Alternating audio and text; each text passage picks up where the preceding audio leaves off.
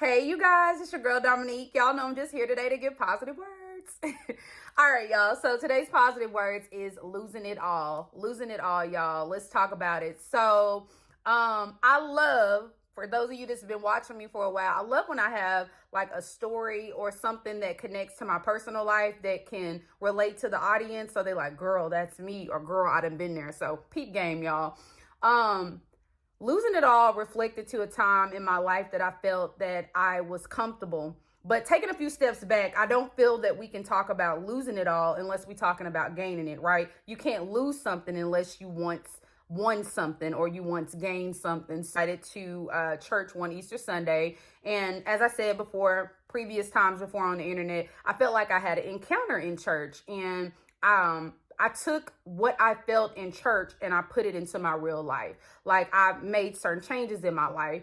And one of the changes that I made is I became like a routine, or I created, let's say that I created a routine, and the routine required me to be a little bit more intimate with God. So I started doing devotion every morning. I started reading a little piece of my Bible and just kind of writing a little love letter to God every day before I started work or just whatever I had to do that day. I took that intimate time, set an alarm clock, met up with God every single morning. And I was writing to him. I also was writing down the desires of my heart and the life that I really wanted.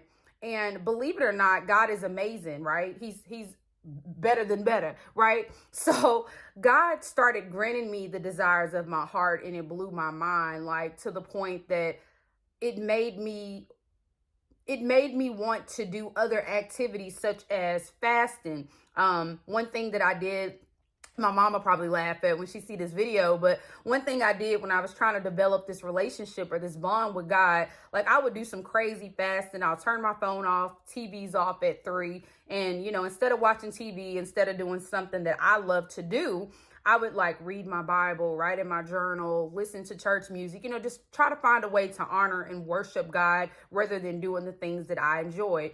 So God granted me, or began to, start granting me the desires of my heart, and I couldn't handle it.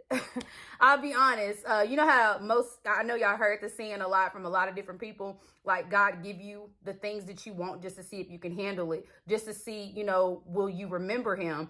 And the mistake that I made in my journey is I didn't really remember God when I got too blessed, when he started allowing me to have more money than I've never seen before in my life, when he allowed me to be able to travel and just do things that I've always wanted to do.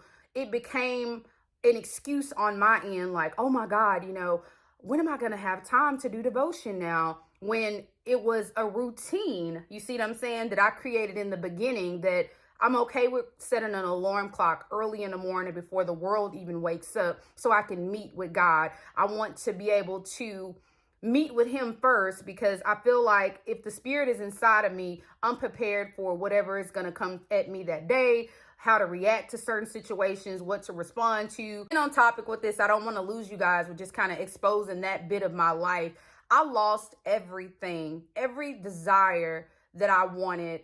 Everything that I asked God for, he took it away from me. And it put me in a bitter mood. It made me very angry at the world. It made me angry at a lot of different things. But I just wanted to say this to you guys. Sometimes God takes a lot of things from us or strips us away from certain things to get our attention.